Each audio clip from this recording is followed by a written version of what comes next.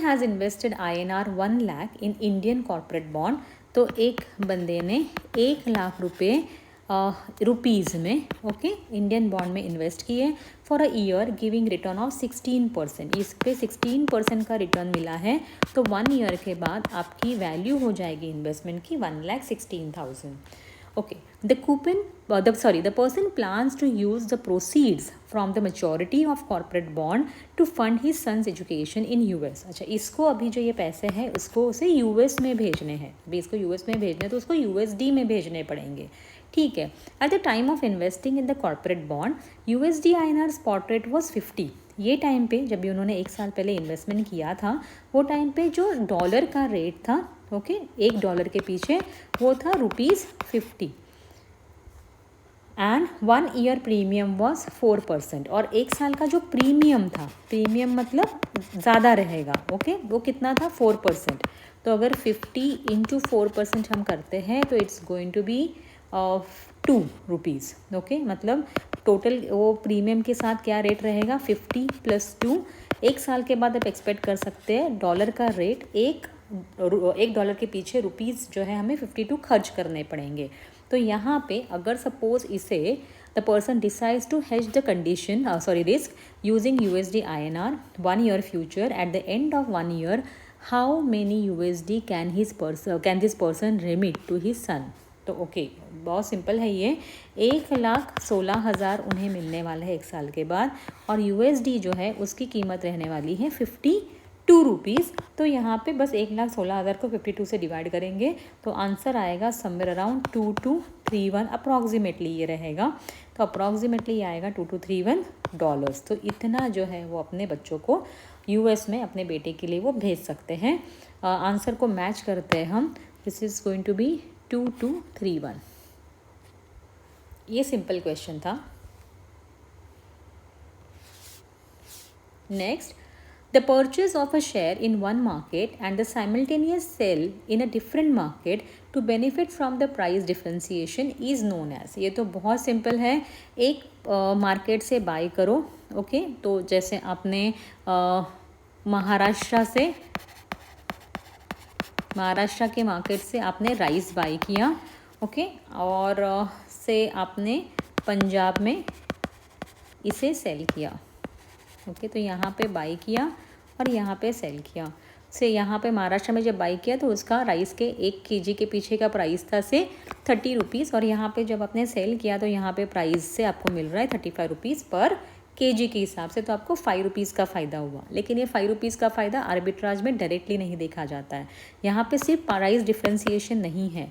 आप ये जो 30 रुपीज़ का राइस लेंगे ओके इस राइस को जो भी आपने टन्स में या क्विंटल में जब आप ख़रीदोगे तो यहाँ पे जो भी पैसा इन्वॉल्व होगा उसके पीछे का जो इंटरेस्ट लगेगा तो वो इंटरेस्ट का कॉस्ट जो है ये भी यहाँ पे इन्वॉल्व होगा। उसके बाद स्टोरेज लगेगा तो स्टोरेज जो है उसका कॉस्ट जो है वो भी यहाँ पे इन्वॉल्व होगा। उसके बाद जो भी कुछ नुकसान होता है जैसे आने जाने में ट्रांसपोर्टेशन में तो वो भी जो लॉस होता है नॉर्मल लॉस वो भी यहाँ पे इन्वॉल्व होगा। प्लस इंश्योरेंस अगर कुछ रहेगा तो ये भी यहाँ पे रहेगा। प्लस ट्रांसपोर्टेशन के चार्जेस है तो ये भी रहेंगे। तो ये ओवरऑल मेरे के 1 kg के पीछे अगर आपको ये 33.50 में पड़ा फिर भी आपको 35 में अगर आप यहाँ पे शॉर्ट बेच रहे हो तो भी आप ₹1.50 पर kg जो है फ़ायदा कमा रहे हो। देखिए मुझे पता है कि अगर स्ट्रेट आंसर है वो तो आर्बिट्राज है वेरी इजी। लेकिन when you consider all this things यहाँ पे अगर कोई क्वेश्चन घुमा के या कोई एडिशनल भी पूछा जाएगा तो you will be able to answer. That is the intention of actually giving each question explanation in detail. Next, an employee of a broking house has started giving advice on taking trading position on USD INR currency futures on TV okay तो एक broking house का employee है। अगर आप CNBC वगैरह देखते रहेंगे या जी बिज़नेस वगैरह देखते रहेंगे 80 नाउ वगैरह तो यहाँ पे जो है ब्रोकिंग हाउसेस के जो है लोग आते हैं जैसे मोतीलाल ओसवाल है या तो फिर आपकी एंजल वन है। इनके लोग जो है वो आते हैं और अपने जो है वो व्यूज़ देते हैं अपने ट्रेड जो है यहाँ पे डिस्कस करते हैं। Which of the following best describe the steps that broking house need to take to ensure that the employee complies with the guidelines. अभी गाइडलाइंस यहाँ किसने लिखी रहेगी ये, तो ये गाइडलाइंस सेबी ने दी होगी, इस गाइडलाइन को फॉलो कर रहे हैं। इसके लिए यूजुअली क्या होता है, एक डिस्क्लोजर वाला डॉक्यूमेंट जो है, जब भी ये लोग अपना कोई कॉल देते रहते हैं तभी राइट साइड में एक डिस्क्लोजर वाला जो डॉक्यूमेंट होता है वो डिस्प्ले किया जाता है। अभी उसको कुछ बहुत ज़्यादा आपको समझ में नहीं आता है, लेकिन ये उन्होंने डिस्प्ले कर दिया। इसका मतलब है भाई हमने बता दिया कि हमारा यहाँ पे कोई पोजीशन बना हुआ है तो हम आपको बता रहे हैं, हमने हमारे क्लाइंट को रेकमेंड किया है तो हम आपको बता रहे हैं, या तो आपको कोई भी डिसीजन लेने के पहले या कोई भी ट्रेड क्रिएट करने पहले आप आपके इन्वेस्टमेंट एडवाइज़र जो है इसको बता दीजिए। ये सारी चीज़ें जो है वो बोली जाती हैं। तो ऑप्शन सही क्या रहेगा, employee to also share technical analysis to support currency view. तो ठीक है, ये तो कर सकते हैं। एम्प्लॉय टू बी प्रेजेंटेबल, ठीक है। Employee to also disclose the proprietary interest, okay, उन्होंने कोई प्रोप्राइटरी मतलब अपना ट्रेड कोई बनाया रहेगा तो उसके बारे में बताना, येस ये ज़रूरी है। Including the long and short position, broking house in USD currency future contract, yes, तो ये सही है एक्चुअली कि जो भी कोई प्रेजेंट करने के लिए आ रहा है यहाँ पे तो उन्होंने बताना चाहिए कि जो ट्रेडिंग मेंबर है जिनके ये एम्प्लॉई है उनकी यहाँ पे कौन सी पोजीशन जो है वो बनी हुई है। तो इसकी क्लैरिटी ज़रूरी है ताकि यहाँ पे कोई कॉन्फ्लिक्ट ऑफ इंटरेस्ट रहता है या इसकी वजह से अगर उनको कोई फ़ायदा होता है तो इसका डिस्क्लोजर देना जो है वो ज़रूरी है। कि तो हम आपको कुछ बाई करने के लिए बोल रहे हैं कि ये वाला स्टॉक जो है वो बाई कर दीजिए और हमने इसमें पहले ही 400 रुपये में पोजीशन बना के रखी हुई है, ओके, और उसके बाद ये आपने बाई करने को शुरू किया तो डिमांड हो गया, ये 450 चला गया, फिर हमने इसको सेल कर दिया, ओके, तो ये सारी चीज़ें जो है वो नहीं चलेगी। इसके लिए पहले डिस्क्लोजर देना कंपलसरी है। Next, liquid assets maintain by clearing member are higher, that is a ने जो लिक्विड एसेट्स मेंटेन किए हुए हैं क्लियरिंग और कॉरपोरेशन के पास वो ज़्यादा है as compare to mister B. Which of the following statement is true. देखिए एक चीज़ तो क्लियर है without looking at the options I can say कि अगर मिस्टर ए ने ज़्यादा लिक्विड एसेट्स दिए हैं, लिक्विड एसेट्स का मतलब होता है बेसिकली जो है वो मार्जिन डिपॉजिट हम जब देते हैं तभी लिक्विड एसेट्स के फॉर्म में देते हैं। ये लिक्विड एसेट्स हो सकते हैं जैसे कैश है या बैंक गारंटी है, फिक्स डिपॉजिट है या कोई अप्रूव्ड सिक्योरिटीज़ है। ये एसेट्स जो है वो एक्सचेंज के पास हम जमा करते हैं ताकि कुछ भी लॉसेस जो होते हैं वो कवर किया जा सके। अगर कोई ट्रेडर जो है ये डिफ़ॉल्ट करता है तो यहाँ पे मिस्टर ए ने जो है वो ज़्यादा लिक्विड एसेट्स अगर मेंटेन किए हैं तो without looking at the options I can say that mister A का जो एक्सपोजर होने वाला है यहाँ पे वो ज़्यादा होगा। तो जितने ज़्यादा लिक्विड एसेट्स आपके पास रहेंगे उतना ही ज़्यादा एक्सपोजर आप फ्यूचर्स या ऑप्शंस में ले सकते हैं। अगर ऑप्शन देख लेते हैं, mister A can enjoy higher exposure level in future than mister B. Yes, मुझे चौथा ऑप्शन जो है वो ज़्यादा सही लग रहा है तो इसको हम मार्क करेंगे। Next, the regulator for the primary market of government securities is. Primary market का गवर्नमेंट सिक्योरिटी का रेगुलेटर कौन होगा? तो without saying it is going to be reserve bank of India, क्योंकि रिजर्व बैंक ऑफ इंडिया जो है इसे government का मनी मैनेजर भी कहा जाता है, ओके। तो यही गवर्नमेंट के लिए जो है वो फंड्स रेज करके देते हैं, या तो जब भी वो जो फिस्कल डेफिसिट होता है गवर्नमेंट का उसको फिल करने के लिए जो भी सिक्योरिटीज़ इशू की जाती है उसको मैनेज करने का काम भी रिजर्व बैंक ऑफ इंडिया ही करती है। तो the regulator for the primary market of government securities, primary market का मतलब है जहाँ पे गवर्नमेंट सिक्योरिटीज़ इशू होंगी, मतलब नई सिक्योरिटीज़ बनेगी और वो बेची जाएगी टू डिफरेंट एंटिटीज़। फिर यहाँ पे रिटेल इन्वेस्टर्स भी हो सकते हैं और यूजुअली बड़े इन्वेस्टर्स होते हैं जैसे FIIs होते हैं, DIIs होते हैं और फिर होते हैं आपके बैंक्स होते हैं, तो वो लोग सब परचेज करते हैं प्राइमरी मार्केट में and that is going to be reserve bank of India जो इस सब चीज़ को मैनेज करती है।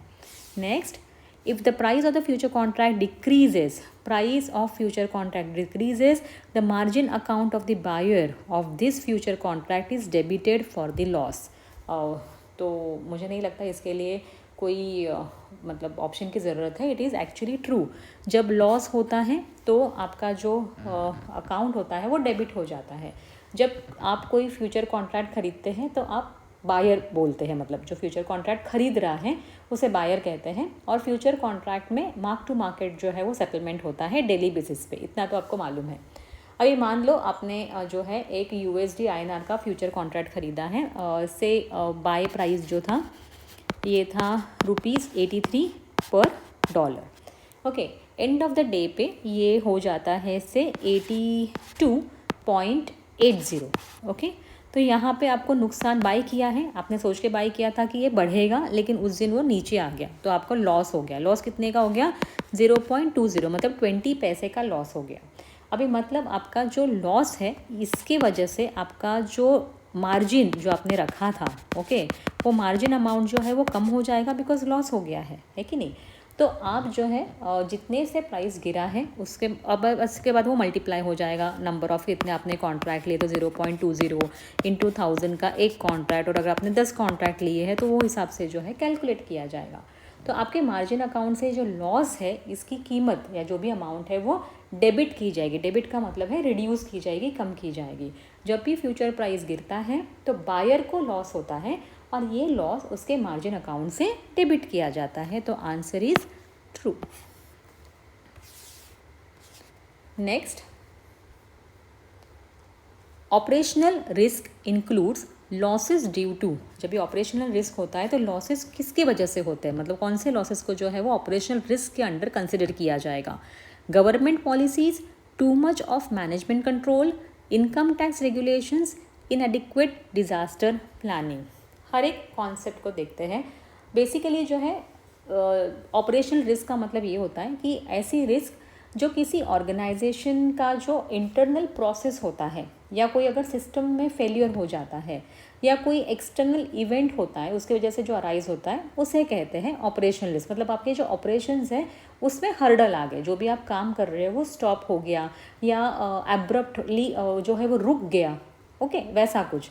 यहाँ पे एग्जाम्पल के तौर पे हम देख सकते हैं कि सिस्टम में फेलियर हो गया, पावर चला गया, फिर डेटा लॉस हो गया है, या फायर, फ्लड जैसे ऐसे कोई नेचुरल कैलामिटी, नेचुरल डिज़ास्टर हो गया। कोई ह्यूमन एरर की वजह से भी ऐसा हो सकता है कि ऑपरेशनल रिस्क, मतलब रॉन्ग ट्रेड वगैरह अगर कहीं चला गया, 1 लाख की जगह पे 10 लाख अगर आपने एंटर कर दिए, मतलब आपके एम्प्लॉई ने। इनएडिक्वेट डिज़ास्टर प्लानिंग है, मतलब आपका मतलब सर्वर के ऊपर कोई प्रेशर आ गया या उसको वो क्रैश हो गया, आपके पास कोई बैकअप नहीं है, तो ये भी एक प्रॉब्लम हो सकता है। इसको ऑपरेशनल इश्यूज बोलते हैं।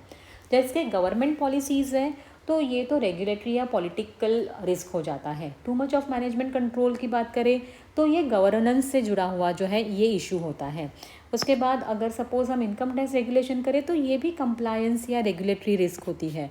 लेकिन इनएडिक्वेट डिज़ास्टर प्लानिंग है, ये तो क्लियर एग्जाम्पल हो जाता है ऑपरेशनल रिस्क का। तो आंसर क्या आएगा? ऑपरेशनल रिस्क जो है that includes losses due to inadequate disaster planning. मतलब वही एग्जाम्पल वही है कि अगर आपका सर्वर वगैरह क्रैश हो जाता है तो ऐसे केस में आपका जो भी काम है और डे टू डे ऑपरेशंस जो है उसमें हर्डल हो सकती है और वो बंद हो सकता है या स्टॉप हो सकता है फॉर सर्टेन वाइल, तो इससे भी आपको नुकसान हो सकता है। तो ऑपरेशनल रिस्क वो होते हैं जो किसी भी ऑर्गेनाइजेशन के डे टू डे ऑपरेशंस में हर्डल क्रिएट करते और उसकी वजह से जो है इंटरनल फेल्यूर या प्लानिंग की कमी की वजह से ये हो सकता है।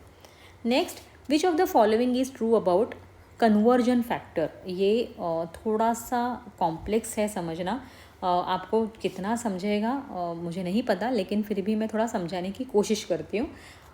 देखिए, एक चीज़ होती है जब हम बॉन्ड फ्यूचर कॉन्ट्रैक्ट, मतलब ये रिलेटेड जो है ये इंटरेस्ट रेट रिलेटेड है ये, ओके। तो जब हम किसी बॉन्ड में इन्वेस्टमेंट करते हैं, मतलब बॉन्ड के फ्यूचर्स जब भी हम खरीदते हैं, तो यहाँ पे जब भी सेटलमेंट होता है 2 तरह से होता है। तो कैश सेटलमेंट होता है या फिजिकल बॉन्ड जो है वो डिलीवर किए जाते हैं, ओके। तो यहाँ पे कन्वर्जन फैक्टर तभी पिक्चर में आएगा जब भी फिजिकल बॉन्ड डिलीवर किए जाएंगे। मतलब कोई एक बायर होगा जो बॉन्ड आपके पास से खरीदेगा और कोई एक सेलर होगा, उसको ये बॉन्ड बाय करने वाला पैसे देगा। तो ये बॉन्ड को जो बाय करने वाला है इसको कुछ ना कुछ जो है वो बॉन्ड मिलने वाले ही इन फिजिकल फॉर्म, इतना समझ लो। फिर अभी देखना है कि कन्वर्जन फैक्टर क्या है। तो ये एक एडजस्टमेंट रेशो है, ओके।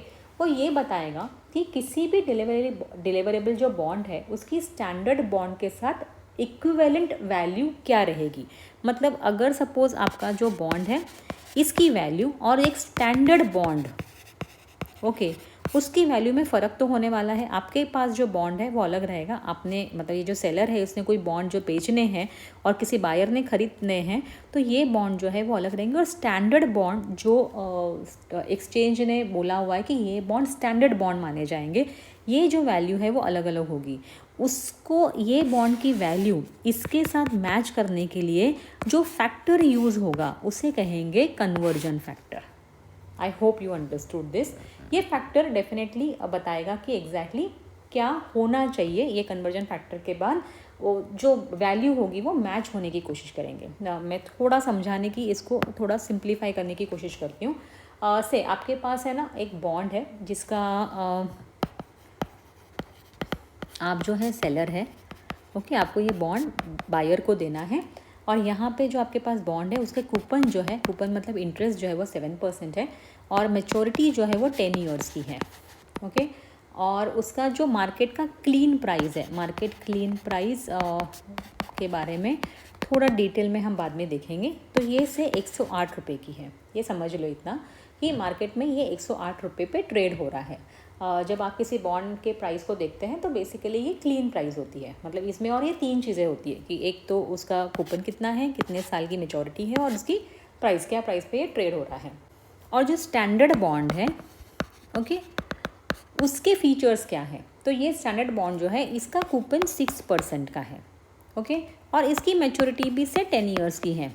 लेकिन यहाँ पे आपके बॉन्ड जो आप डिलीवर करने वाले हो as a seller to the buyer, ये 7% के, मतलब ये ज़्यादा वैल्यूएबल है कि नहीं, क्योंकि जो बॉन्ड स्टैंडर्ड बॉन्ड है उसकी वैल्यू 6% है। जिसके पास ये 6% वाले बॉन्ड रहेंगे इसको 6% के हिसाब से रेट ऑफ इंटरेस्ट मिलेगा, लेकिन आपके बॉन्ड की वैल्यू जो है वो 7% है, मतलब ज़्यादा है। अभी यहाँ पे जो फ्यूचर प्राइस है, ओके, से ये है 102 रुपीज़ फॉर एग्ज़ाम्पल, और जो कन्वर्जन फैक्टर है ये है से 1.0800, ये कन्वर्जन फैक्टर है। तो जो अमाउंट होने वाली यहाँ पे ये होगी 110.16। इसका मतलब क्या है, देखिए जो स्टैंडर्ड बॉन्ड है ये 6% का है, आपका बॉन्ड सेलर जो बॉन्ड सेल कर रहा है वो 7% का है।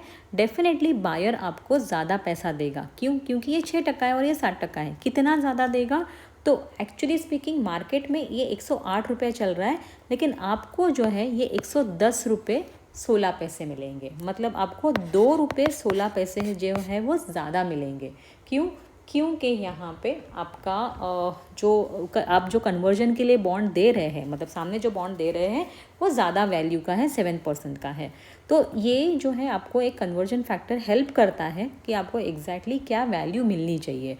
तो it's a good and practical approximation, yes definitely ये अच्छा प्रैक्टिकल अप्रॉक्सीमेशन है, लेकिन ये अप्रॉक्सीमेशन है, ये एग्जैक्टली नहीं बताता कि 6% के सामने ये कितना सही है, क्योंकि हो सकता है 10 साल का ये बॉन्ड रहेगा लेकिन इसके सिर्फ 8 साल बाकी रहेंगे और इस बॉन्ड के सिर्फ मतलब इस बॉन्ड के 9 साल पे करने के बाकी रहेंगे। तो ऐसा भी है, मतलब डेफिनेटली बहुत सारे कॉन्सेप्ट्स यहाँ पे आते हैं। तो इतना समझ लीजिए कि जब भी कन्वर्जन फैक्टर दिया जाता है उससे ये पता चलता है कि एक्चुअली स्पीकिंग सेलर को कौन सी प्राइस मिलनी चाहिए from the buyer if he is offering different rate of interest वाला बॉन्ड एंड डिफरेंट मैच्योरिटी भी अगर होती तो वो भी वहाँ पे फैक्टर की जाएगी। देखो होता क्या है कि अगर सपोज 7% नहीं होते हुए अगर 5% होता तो ये जो वैल्यू है ये कम होती, मतलब ये जो फैक्टर है ये भी कम होता, 1 से भी कम होता, 0.96 या 0.98 वगैरह ऐसा हो सकता था। क्योंकि अभी जो है आपको पैसे, मतलब सेलर का जो बॉन्ड है जो बायर लेगा उसके ऊपर उसका सामने जो है इंटरेस्ट कम मिलने वाला है as compare to the standard bonds का वैल्यू दैट इज़ 6%। समझ में आता है तो ठीक है, अदरवाइज़ ऐसे क्वेश्चंस अगर आपको नहीं समझ में आते तो इसको छोड़ देना एग्ज़ाम में, ये ज़्यादा एडवाइजेबल है। क्या होता है कुछ कॉन्सेप्ट भी यहाँ पे क्लियर हो जाते हैं। जैसे यहाँ पे एक कॉन्सेप्ट आता है क्लीन प्राइस का, एक कॉन्सेप्ट आता है डर्टी प्राइस का। तो ये कॉन्सेप्ट अभी हम यहाँ पे क्लियर नहीं कर रहे क्योंकि अगर होगा तो ये क्वेश्चन बहुत लंबा जाएगा और ये एक अलग ही कॉन्सेप्ट है जिसको डेफिनेटली आपको अलग से समझना ज़रूरी है। तो हो सकता है कभी आगे जाके हम इसको कवर करें। Next, if you have sold XYZ future contract contract multiplier 50 का है, आपने सेल किया हुआ है फ्यूचर कॉन्ट्रैक्ट 50 का कॉन्ट्रैक्ट मल्टीप्लायर है, 3100 में आपने सेल किया है। अभी जब सेल किया तो आप एक्सपेक्ट कर रहे हो कि नीचे आना चाहिए, व्यू क्या था कि ये 3100 से नीचे आएगा, एंड बॉट बैक एट 3300। नहीं, आपका व्यू जो है वो गलत हो गया और ये 3300 हो गया। तो पहले तो आपको सबसे पहले हो गया है लॉस। ओके, इतना समझना है। क्वेश्चन को आप बाद में देखिए, पहले देखिए कि इसमें हुआ क्या है। तो आपने वापस लिया 3300 में, बेचा 3100 में, यहाँ पे लॉस हो गया है 200 का, 200 पर शेयर के पीछे, और यहाँ पे 50 का मल्टीप्लायर है तो आपको 10,000 का तो लॉस हो गया है। ऑप्शन क्वेश्चन बाद में देखेंगे। व्हाट इज़ योर गेन और लॉस। ओके, क्वेश्चन भी लॉस और गेन के बारे में पूछ रहा है, तो आंसर होने वाला है a loss of 10,000।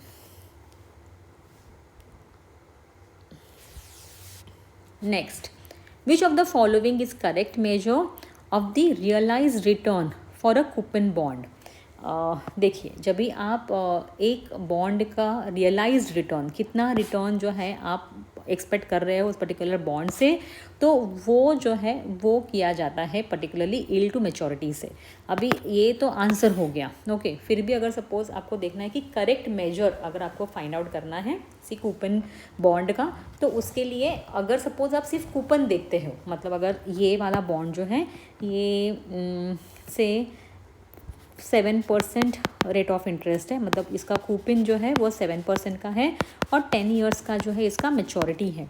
Okay, in such case अगर आप इसे देखोगे तो 7% आपको रिटर्न मिल रहा है, लेकिन 7% रिटर्न ये करेक्ट मेजर नहीं होगा। वाई?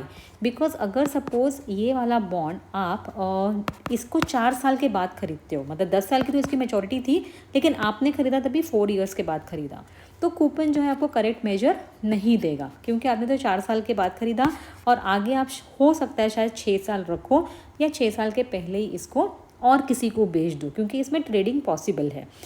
दूसरा होता है करंट यील्ड। क्या करंट यील्ड भी आपको करेक्ट मेजर देता है? देखिए, करंट यील्ड जो है इसका फॉर्मूला ही है कि आपका coupon that is 7% divide by आप कितने में खरीद रहे हो। अगर ये 100 रुपीज़ इसकी फेस वैल्यू है और अगर आपने इसको अगर से 108 रुपीज़ में ख़रीदा, तो ये सिर्फ तभी का बता रहा है कि आपने 108 में ख़रीदा। 4 साल के बाद, 2 साल के बाद इसकी वैल्यू जो है वो कम या ज़्यादा हो सकती है। तो मतलब ये भी आपको रियलाइज रिटर्न इस पर्टिकुलर इसके ऊपर कूपन के ऊपर कितना देगा नहीं बताता है। यील्ड टू मैच्योरिटी आपको क्या बताता है? देखो, यील्ड टू मैच्योरिटी जो है वो थोड़ा सा और एक्सटेंसिव टाइप का एक कॉन्सेप्ट है। वो ये भी बताता है आपको कि अगर सपोज़ आपका ये जो अमाउंट है, जैसे आपने 7% के कूपन का ये 100 रुपये वाला जो है वो बॉन्ड ख़रीदा है और आपने 4th ईयर में ख़रीदा है, तो आपको आगे ये बॉन्ड अगर आप 6 साल तक रखते भी हो तो जो भी आपको 7 रुपीज़ मिलेगा, इनफैक्ट ये भी री इन्वेस्ट हो जाएगा, है कि नहीं? क्योंकि ये तो आपका क्या हो गया, इंटरेस्ट अमाउंट हो गया, ये भी री इन्वेस्ट हो जाएगा और उसको भी यील्ड टू मैच्योरिटी कैलकुलेट करने के टाइम पे कंप्यूट किया जाता है, कंसिडर किया जाता है। तो ये और ज़्यादा रियलिस्टिक मेजर होता है। इसके लिए which of the following is correct measure of the realised return, जो रियलाइज्ड रिटर्न बीच बीच में आ रहा है for the coupon bond that is going to be yield to maturity, जिसके बारे में हम यहाँ पे डिस्कस कर चुके हैं। Answer is YTM. Next, one of the key difference in OTC and exchange traded USD INR currency option market is related to dash. देखिए, ये क्वेश्चन जो है आपके मॉक टेस्ट में है वेबसाइट के। मेरा एक्सपीरियंस एग्ज़ाम का ये कहता है कि ऐसे ही टाइप का एक क्वेश्चन मुझे भी एग्ज़ाम में पूछा गया था, जिसमें लॉट साइज, फिर बोथ B एंड C, उसके बाद requirement of proof of underlying FX transaction, market timing, ऐसा कुछ दिया गया था। यहाँ पे मुझे नहीं समझ में आ रहा है B कौन सा है। ये B है, ओके, और ये C है, और ये D है, और ये A है। ये एक्चुअली स्पीकिंग जो आपका एंटायर क्वेश्चन है ये रॉन्ग है। क्वेश्चन ही रॉन्ग हो गया क्योंकि ऑप्शंस रॉन्ग हो गए। तो इस क्वेश्चन को एज सच अटेम्प्ट करने का कोई मतलब नहीं है। आप चाहिए तो इसको रिपोर्ट कर सकते हैं, वहाँ पे NISM का जो सेंटर होता है यहाँ पे आपको एक रिपोर्ट करने के लिए एक फॉर्म दिया जाता है, वहाँ पे रिपोर्ट कर सकते हैं। मैंने तो रिपोर्ट नहीं किया था, मैंने इस क्वेश्चन को शायद छोड़ा ही था, डेफिनेटली छोड़ना ही पड़ेगा क्योंकि यहाँ पे कोई आंसर ही नहीं निकल रहा है यहाँ से, और आपका 1.25 मार्क भी यहाँ पे कटने वाला है क्योंकि आपने अटेम्प्ट नहीं किया, 1 मार्क कटने वाला है क्योंकि आपने यहाँ पे उसको अटेम्प्ट नहीं किया है। क्वेश्चन इजी भी हो सकता है लेकिन मतलब क्योंकि OTC और एक्सचेंज रेट जो कॉन्ट्रैक्ट मतलब होते हैं और उसमें डिफरेंस दिखाना है, तो हो सकता है तो वो क्वेश्चन बहुत आसान हो सकता था क्योंकि लॉट साइज़ यहाँ पे एक्सचेंज ट्रेड में रहते हैं, OTC में नहीं रहते हैं। मार्केट टाइमिंग जो है वो भी एक्सचेंज ट्रेडेड जो है उसमें मार्केट टाइमिंग फिक्स रहते हैं, जैसे करेंसी के मार्केट टाइमिंग अलग रहते हैं लेकिन फिक्स्ड रहते हैं। OTC में ऐसा कुछ नहीं रहता, OTC में कोई भी टाइम पे जो है वो ट्रांजैक्शंस होते रहते हैं। फिर requirement of proof of underlying FX transaction that is forex transaction वगैरह, ये भी एक्सचेंज में रहता है, OTC में अपने लेवल पे जो है इसको एग्जीक्यूट किया जाएगा। तो मुझे नहीं लगता है कि ये सही क्वेश्चन था, और ऐसा क्वेश्चन अगर आपको आता है तो ये क्वेश्चन डेफिनेटली ये है ही, आपके वेबसाइट पे जाके आप इसे चेक कर सकते हैं, ये क्वेश्चन है। इसको भी हम जो है वो रिपोर्ट करेंगे NISM को। अभी तो मैं वैसे अगर मेरे एग्ज़ाम के क्वेश्चन के बारे में भी अगर मैं ये रिपोर्ट करूँ या अगर रेज़ करूँ तो कुछ मतलब नहीं है, because I was told that अगर मैं इसको रिपोर्ट भी करती हूँ तो मुझे शायद थोड़ा टाइम लगेगा मेरा रिजल्ट आने के लिए, and I never wanted to wait for my result because I just thought कि मैं सबमिट करूँगी तो मुझे रिजल्ट मिल जाना चाहिए, मुझे रुकना नहीं था उसके लिए बहुत ज़्यादा, इसलिए मैंने उसको वहाँ पे रिपोर्ट नहीं किया। लेकिन ये क्वेश्चन को हम चाहिए तो NISM के स्टडी ग्रुप जो है उनका जो बोर्ड ऑफ स्टडीज़ है उनको रिपोर्ट कर सकते हैं, जहाँ पे क्वेश्चन में वेबसाइट के क्वेश्चन में भी गलती निकल के आ गई है। Next, as a trader you believe GBP USD will move from 1.63 to 1.68। GBP USD एक USD के पीछे अभी लग रहा है 1.63, बाद में लगेगा 1.68, मतलब USD जो है वो डिप्रीशिएट हो जाएगा, ज़्यादा पैसा USD लगेगा, ठीक है। Which of the following would you do to execute this view using currency future contract of GBP INR USD INR। अच्छा, अभी यहाँ पे एक चीज़ तो क्लियर है, GBP जो है वो स्ट्रॉन्ग हो रहा है और USD जो है ये वीक हो रहा है, ओके। तो जब स्ट्रॉन्ग होता है तभी आप उसको GBP को बाई कीजिए, क्योंकि आज अगर वो 90 है तो वो 100 हो सकता है, तो ये स्ट्रॉन्ग हो गया। और अगर USD वीक हो रहा है, ओके, तो वीक हो रहा है तो उसको सेल कीजिए। अगर ये 83 है तो ये 80 भी आ सकता है। जब आप सेल करोगे तो यहाँ पे भी फ़ायदा है, और अगर इसको GBP को बाई करोगे तो यहाँ से खरीदोगे तो मतलब बाई करोगे तो यहाँ पे 100 जाने से फ़ायदा है। अभी ऑप्शन देखते हैं। लॉन्ग हमने करना है लॉन्ग GBP INR और हमें करना है शॉर्ट USD INR। ऑप्शन देखते हैं, long GBP INR, short USD INR। Yes, this is going to be the correct answer. Logic लगा के पढ़िए, बहुत आसान हो जाएगा, अदरवाइज़ ये एग्ज़ाम थोड़ा सा मतलब इंटेंस है। Value at risk provides the, हमने इसके पहले वाला जो वीडियो है सबसे पहला वीडियो एक्चुअली, उसमें वैल्यू एट रिस्क वार के बारे में बात की थी, जहाँ पे हमने कहा था कि वार ये बताता है कि मैक्सिमम लॉस जो है पॉसिबिलिटी कितनी है। मतलब अगर सपोज़ आपका एक पोर्टफोलियो है और ये पोर्टफोलियो की वैल्यू जो है से 5 करोड़ की है और मैक्सिमम लॉस जो हमने 1% वार, ओके, ये बताया है, तो कितना निकल सकता है। तो 5 लाख जो है वो मैक्सिमम लॉस होने के चांसेस है एक पर्टिकुलर पीरियड में, यूजुअली ये डे रहता है। तो value of securities which are very risky, ये बताता है, वो ठीक है, लेकिन हमें तो वैल्यू चाहिए। Value of speculative stock, theoretical value of liquid stock in the portfolio, ये भी सही नहीं है। Expected maximum loss, yes, expected maximum loss कितना हो सकता है, 5 lakhs in a particular day which may be incurred by the portfolio over a period of time and specified confidence level. Specified confidence level क्या है मेरा, 99% confidence level के ऊपर मैं कह सकती हूँ कि 99% कॉन्फिडेंस लेवल के ऊपर मेरा लॉस जो है वो 1% हो सकता है, मतलब 1% of the portfolio, that is it will not exceed ₹5 lakh. ये कितना कॉन्फिडेंस है मुझे, 99% कॉन्फिडेंस है कि मेरा लॉस जो है वो 5 lakhs के ऊपर नहीं जाएगा। ये पास्ट आपका जो हिस्ट्री होता है उससे डिटरमिन किया जाता है। इसके बारे में हमने, अगर आपने नहीं देखा रहेगा तो वो वीडियो को ज़रूर देखिए, ताकि वहाँ पे आपका बार वाला जो कॉन्सेप्ट है वो क्लियर हो जाएगा। VAR, value at risk. Next, what role do speculators play in the future market. Speculators का काम ही होता है कि प्राइस मूवमेंट का फ़ायदा उठाना, ना कि डिलीवरी लेना। उनका कोई भी रियल इंटरेस्ट जो है वो कमोडिटी को लेना, मतलब उसका जो फिज़िकल डिलीवरी है वो लेने का नहीं रहता है। तो यहाँ पे वो लोग जो है वो सिर्फ लिक्विडिटी जो है वो क्रिएट करते हैं। मतलब जब ज़्यादा स्पेकुलेटर होते हैं तो वहाँ पे ज़्यादा ट्रेडिंग होती है। ज़्यादा ट्रेडिंग का मतलब है ज़्यादा बायर्स एंड सेलर्स होने का मतलब होता है, इसको कहते हैं। और उसकी वजह से लिक्विडिटी जो है यहाँ पे बढ़ जाएगी सिस्टम में। तो जब ज़्यादा लिक्विडिटी होगी, इसका मतलब है आप आसानी से कोई भी कॉन्ट्रैक्ट खरीद भी सकते हो और बेच भी सकते हो। मतलब खरीद और बेचने के बीच का जो है डिफरेंस या इम्पैक्ट जो रहता है, इसको इम्पैक्ट कॉस्ट कहते हैं, वो बहुत ज़्यादा नहीं रहेगा। तो आप आसानी से कॉन्ट्रैक्ट खरीदो या बेचो और यहाँ पे प्राइस को ज़्यादा इम्पैक्ट नहीं होने वाला है। तो रोल ऑफ द स्पेक्यूलेटर्स जो है वो यहाँ पे है सिस्टम में लिक्विडिटी क्रिएट करते ही। जितना ज़्यादा स्पेकुलेटिंग एक्टिविटी होगी या जितना ज़्यादा ऐसी एक्टिविटीज़ होंगी उतना ही लिक्विडिटी ज़्यादा रहेगी। They add to the liquidity in the future market. ये फ्यूचर्स के बारे में बात कर रहे हैं।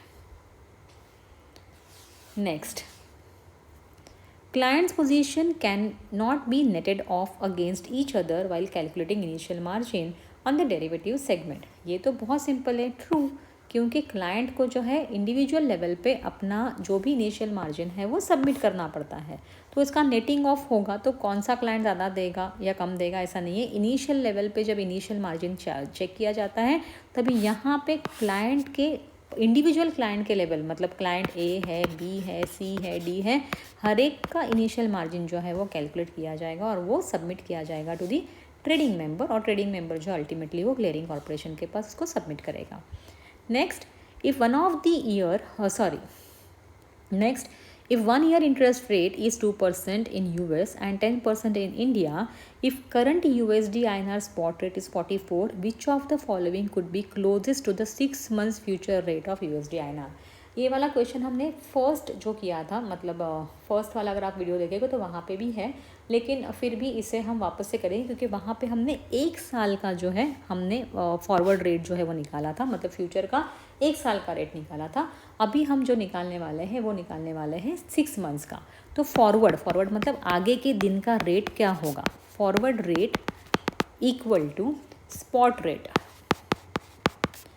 मल्टीप्लाइड बाय 1 प्लस जो भी आपकी डोमेस्टिक करेंसी है divide by 1 plus international currency. Okay, तो यहाँ पे हम कहते हैं यूजुअली जो है ये होती हैं बेस करेंसी और ये होती हैं कोटिंग करेंसी। ओके, तो USD हो जाएगी बेस करेंसी और इंडियन हो जाएगी कोटिंग करेंसी। और उसके बाद हम मल्टीप्लाई करेंगे और रेस टू करेंगे 0.5। क्यों 0.5? क्योंकि 6 डिवाइड बाई 12 करेंगे तो 0.5 आएगा, मंथ्स में होगा ना इसलिए। स्पॉट कितना है आपका 44 का इंटू 1 प्लस 0.10। ये कैसे किया है? अगेन 10% डिवाइड बाय 100, मैंने तभी भी कहा था इसको आपको कैलकुलेट ही करना है और आंसर निकालिए। Divide by 1 plus 0.04 raise to 0.5। इसको पहले कंप्यूट कीजिए। 1 plus that is 10 divide by 1.04 raise to 0.5 पहले कंप्यूट कीजिए और बाद में मल्टीप्लाई कीजिए 44 के साथ। आंसर आपका आ जाएगा somewhere around 44 into 1.0784 which comes to 45.76। इसको मैच करेंगे 45.76 के साथ। Next, assume that on 1st December 2010 USD INR spot was 45। ठीक है, USD INR जो है इसका स्पॉट प्राइस जो थी वो थी 45। ठीक है, प्रीमियम फॉर जनवरी 2011 का जैन का महीना आ गया और यहाँ पे premium for January 2011 maturity put option at strike is 45.50। Put option है और स्ट्राइक जो है 45.50 का, और प्रीमियम कितना है, प्रीमियम है 0.54 एंड 0.55। इसको बोलेंगे बिड, इसको बोलेंगे आस्क। ठीक है। Premium for January 2011 maturity call option, एक है कॉल ऑप्शन और इसका स्ट्राइक लिया है 45.00 पे, और इसका जो ऑप्शन प्रीमियम है वो 0.71/0.72 है। क्लाइंट एग्जीक्यूट करता है trade wherein he buys put option. ठीक है, इसको उसने बाई किया, ओके, मतलब प्रीमियम पे किया। स्ट्राइक प्राइस जो है 45.50 का है and sells a call option at a strike price 45, और इस कॉल को उसने सेल किया। ध्यान रखिए बहुत केयरफुली, एक्सपायरी के दिन जो है रेट जो था वो था 44.75। आरबीआई का रेफरेंस रेट का मतलब है आरबीआई का रेट एक्सपायरी के टाइम पे, इसके साथ ही कंपेयर किया जाएगा, यहाँ पे स्क्वायर ऑफ किया जाएगा पोजीशन 44.75 के सामने। हाउ मच नेट प्रॉफिट और loss did he the client make पर यूएसडी। ठीक है, तो यहाँ पे हम क्या करेंगे, यहाँ पे पहले तो हम जो है, अगर आपने ये पुट बाई किया है, पुट अगर आपने बाई किया है तो आपने प्रीमियम जो है वो दिया रहेगा, गिवन कितना प्रीमियम आपने दिया रहेगा, तो जो हायर अमाउंट रहती है, क्योंकि जब हम देते हैं तो ज़्यादा देते हैं, ओके, तो 0.55 जो है आपने दिया रहेगा। ओके, जब भी आपने सेल किया होगा तो आपने प्रीमियम जो है वो लिया रहेगा, तो आपने कॉल जो है वो सेल किया है, तो यहाँ पे प्रीमियम लिया है। कितना प्रीमियम, प्रीमियम आप ज़्यादा नहीं लेते हो, प्रीमियम हमेशा कम लेते हो, जब आता है पैसा वो कम होता है क्योंकि वो बिड प्राइस पे रहता है 0.71। ओके, तो यहाँ पे आपका देखा जाए तो 45 हाँ, तो पहले लेग में यहाँ पे क्या हो गया, एक्सपायरी के दिन जो है आपका 44.75 रहा है। क्या एक्सपायरी के दिन आपका जो पुट बाय किया था वो आपके फेवर में गया, ओके, आपने पुट बाय किया था विद द इंटेंशन वो नीचे जाएगा। आपने जो स्ट्राइक लिया था पुट का वो लिया था 45.50 पे विद द इंटेंशन वो नीचे जाए। क्या वो नीचे गया, यस, 44.75 नीचे गया। ओके, आपको यहाँ पे फ़ायदा कितना होगा, तो 44.75 माइनस 45.50, 44.75 माइनस 45.50, यहाँ पे फ़ायदा हो गया आपको 0.75 का। लेकिन पूरा फ़ायदा तो नहीं हुआ क्योंकि 0.55 जो है आपने प्रीमियम पे किया है, तो आपका फ़ायदा हो गया, नेट फ़ायदा इस लेग में 0.20 का। ठीक है, ये हो गया, एक पोजीशन क्लियर हो गई आपकी बाय वाली। सेल पोजीशन में क्या हो रहा है वो भी यहाँ पे देख लेते हैं। देखिए, सेल किया था आपने call option, call option sell किया था, स्ट्राइक प्राइस थी 45, सेल किया था, मतलब आपने क्या इंटेंशन किया है, आपका इंटेंशन है as a seller writer of the put option, sorry call option, कि ये नीचे जाए या उतना ही रहे। क्या ये नीचे गया, यस, ये नीचे कितना गया 44.75। ओके, तो मतलब जिसने बाय किया था कॉल ऑप्शन उसके अगेंस्ट गया, उसके अगेंस्ट गया मतलब आपके फेवर में गया। ऑफ कोर्स आपने कितना लेके रखा था, 0.71 जो आपने लेके रखा था ये पूरा आपका हो गया। तो आपके पास दो प्रॉफिट है, एक तो 0.71 वाला प्रॉफिट, क्योंकि ये वाला जो कॉल ऑप्शन है आपके फेवर में गया, क्योंकि ये नीचे चला गया, क्योंकि आपने इसको सेल किया था, और जब नीचे जाता है तो ये कॉल ऑप्शन सेलर वाले के लिए, मतलब कॉल ऑप्शन सेलर के लिए फ़ायदेमंद हो जाता है। और यहाँ पे अगेन 0.20 का फ़ायदा, तो ओवरऑल यहाँ पे आपको 0.91 का फ़ायदा हुआ है। इसको मैच कर लेते हैं आपके आंसर के साथ, प्रॉफिट ऑफ INR 0.91। ये देखिए, इसको एक बार जो है प्रॉपरली चेक कीजिए। ये थोड़ा सा कैलकुलेशन बड़े हैं लेकिन शॉर्ट आंसर होते हैं इसके, क्योंकि आप अगर उसको प्रॉपर कैलकुलेट करो, ऑप्शंस को मत देखो, क्या क्वेश्चन में आंसर दिया है उसको मत देखिए, तो आपको पता चलेगा कि भाई ये वर्क कर रहा है करके बहुत अच्छे से।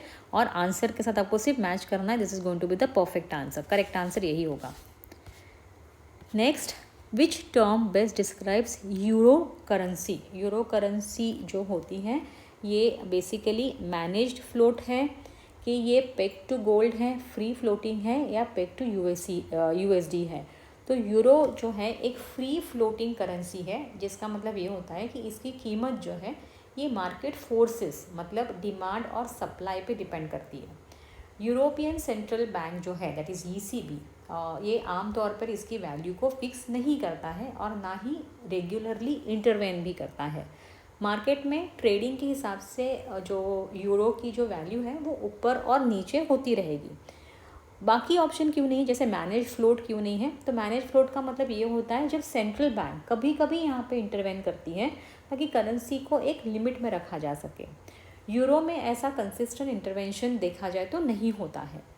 पेग टू गोल्ड मतलब सामने जो है गोल्ड के सामने पुराने ज़माने में करेंसी गोल्ड से जुड़ी होती थी, लेकिन आज ऐसा सिस्टम नहीं है। यूरो का गोल्ड से कोई भी पेग नहीं है। ओके, पेग टू यूएसडी है क्या? तो ऐसा भी नहीं है। यूरो की वैल्यू यूएसडी से भी फिक्स नहीं होती है। ये एक इंडिपेंडेंट करेंसी है जो यूएसडी के मुकाबले फ्रीली जो है वो फ्लक्चुएट करती है।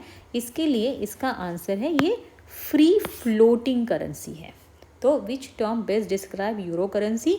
It's a free floating currency. उसके जो प्राइजेस है वो डिपेंड करते हैं on the demand and supply in the market. Which of the following best describe the guideline with respect to nature of agreement that a sub broker has to execute with his client? जब sub broker आ रहा है okay, तो मतलब यहाँ पे broker भी रहेगा और फिर आएगा मतलब क्लाइंट भी रहेगा। तो यहाँ पे 3 पार्टी तो रहेगी। ठीक है, तो पहले देखते हैं ट्राईपार्टिट, बाईपार्टिट, नहीं ये एक ट्राईपार्टिट, 2 में से एक तो रहेगा। ओके, ये पहले क्लियर है, राइट। अभी देखते हैं कि एग्जैक्टली क्या है। तो जब कोई सब ब्रोकर को जो है हम सेबी के रेगुलेशन के हिसाब से इसको ऑथराइज पर्सन बोला जाता है, एपीज बोला जाता है। किसी क्लाइंट के साथ जब भी वो काम करता है, उसको ऑनबोर्ड करता है, मतलब किसी क्लाइंट को वो अपने सिस्टम में ले रहा है, तो उसके और क्लाइंट के बीच में एक क्लियर लीगल अग्रीमेंट होना जो है वो ज़रूरी है। लेकिन ये जो अग्रीमेंट है वो सिर्फ इन दोनों के बीच में, जैसे एपी और क्लाइंट के बीच में नहीं होता है, तो ये 3 पार्टी के बीच में होता है। Sub broker that is authorise person, main broker जो एक्सचेंज का एक्चुअल मेंबर है, ट्रेडिंग मेंबर जिसको कहते हैं। ट्रेडिंग मेंबर जो होता है वो जो स्टॉक एक्सचेंज है उसका एक्चुअल मेंबर होता है, और क्लाइंट जो इन्वेस्टमेंट करना चाहता है। ओके, तो ये 3 लोगों के बीच में होता है ताकि ये तीनों पार्टीज़ जो है उनको अपना राइट और अपना ऑब्लिगेशन, ओके, राइट का मतलब है आपका अधिकार क्या है और ऑब्लिगेशन मतलब आपका कर्तव्य क्या होने वाला है, ड्यूटी क्या होने वाली, ये पूरी तरह से तीनों को मालूम होनी चाहिए। कोई कन्फ्यूजन यहाँ पे नहीं रहना चाहिए। और सेबी के रेगुलेशंस के अनुसार जो है यहाँ पे ट्रांसपेरेंसी और इन्वेस्टर प्रोटेक्शन का जो है वो भी ख्याल रखा जाना चाहिए। तो आंसर क्या होगा? Tripartite agreement between him broker and his client clearly specifying the rights of the broker but not his obligation. No, obligation तो मालूम होने ही चाहिए तीनों को। Again tripartite agreement between him broker and his client clearly specifying rights and obligation, clearly specifying both the things of each party. This is the correct answer. Option is this. Next, last question. Assume that the price of the USD INR call option is quoted. Price का मतलब होता है premium. 10 बार बोल रही हूँ ताकि आप भूले नहीं। ओके, कॉल ऑप्शन का प्रीमियम है 0.25 to 0.27। ओके, जब भी आप बाय करोगे तभी आप ये पैसा दोगे, जब भी आप सेल करोगे मतलब कॉल ऑप्शन सेल करोगे तो आपको ये पैसा मिलेगा। ओके, कॉल ऑप्शन सेल करोगे तो आपको 0.25 ये प्रीमियम मिलेगा, और कॉल ऑप्शन जब भी आप बाय करोगे तो 0.27 के हिसाब से आप प्रीमियम पे करोगे। ओके, टू सेलर, इतना ध्यान रखना है। तो bid price, ask price, given this code at what price could a company buy the call option, that is going to be 0.27। ये हमेशा हायर होता है बिड आस्क प्राइस में। I hope you understood this. कुछ questions जैसे मैंने कहा कि आपको बहुत ज़्यादा डिफ़िकल्ट लगते हैं, इनको आप एग्ज़ाम के पॉइंट ऑफ व्यू से अगर आपको लग रहा है कि नहीं समझ में आ रहा है मुझे, एग्ज़ाम के टाइम पे भी आपको अगर मतलब कॉन्फिडेंस नहीं लग रहा है तो उसको आप छोड़ सकते हैं। जो क्वेश्चंस आपको आते हैं उसको बहुत अच्छे से करिए। Thanks for your time and happy learning.